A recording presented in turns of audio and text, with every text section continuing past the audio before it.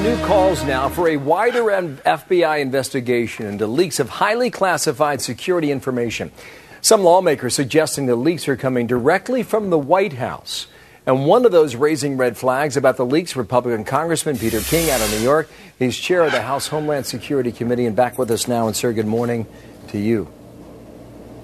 Good morning, Bill. How are you? I'm fine, thank you. Specifically, you want to know about this underwear bomb plot that was uncovered in Yemen that stemmed out of al-Qaeda in the Arabian Peninsula.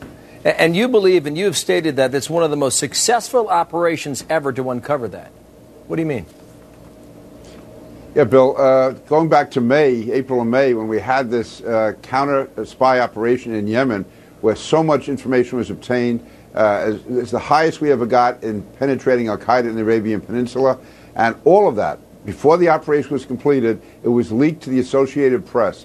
And there was such a small universe of people who knew about it. To me, all the evidence points toward the White House. And that compromised us because there were two other major allies involved with us in that.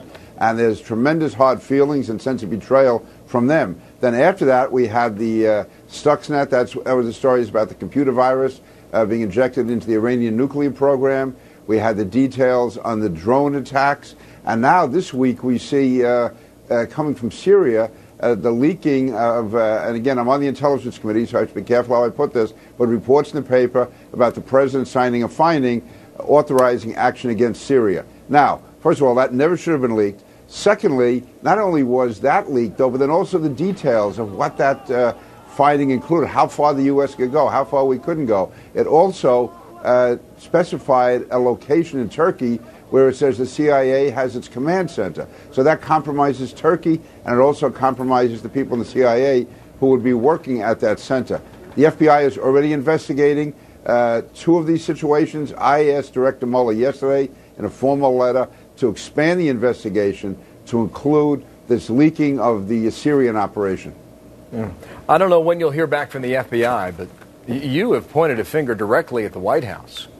And what you charge is that the group of people who have access to the information is not a wide circle. I think the question is, why is this happening?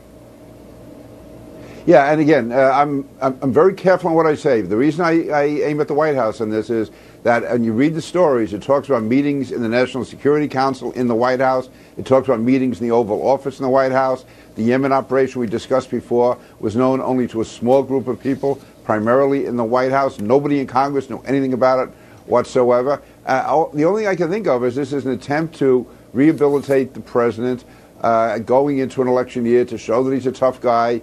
Also, going back a year ago when they, after bin Laden was killed, all the secrets that were put out at that time. So listen, the president deserves credit for killing bin Laden, but at that time they went far beyond anything that had to be disclosed. I think it's just to enhance his reputation, and it's done in an irresponsible way. Here's Donald Rumsfeld with Greta from last night, and listen to a key part of what he says, and I'll ask you about it right here. Listen.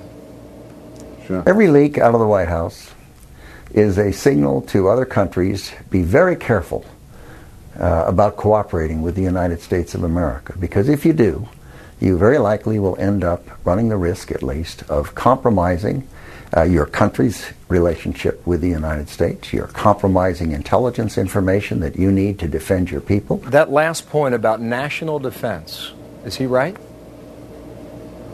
Yes, he is. In fact, I had the opportunity to be with Secretary Rumsfeld just about 6 weeks ago, and we were discussing this very issue. No, it definitely compromises our national defense, and what it does is it definitely damages our relationship with allies. The Yemen operation, there were two very, very close allies involved in that with us. They're absolutely furious that we compromised it. Now we have the situation in Syria, if we believe the reports, where Turkey is now being compromised because they disclosed the location in Turkey where the CIA command center is going to be, according to these reports. No, this damages us across the board, and it puts lives at risk, American lives at risk.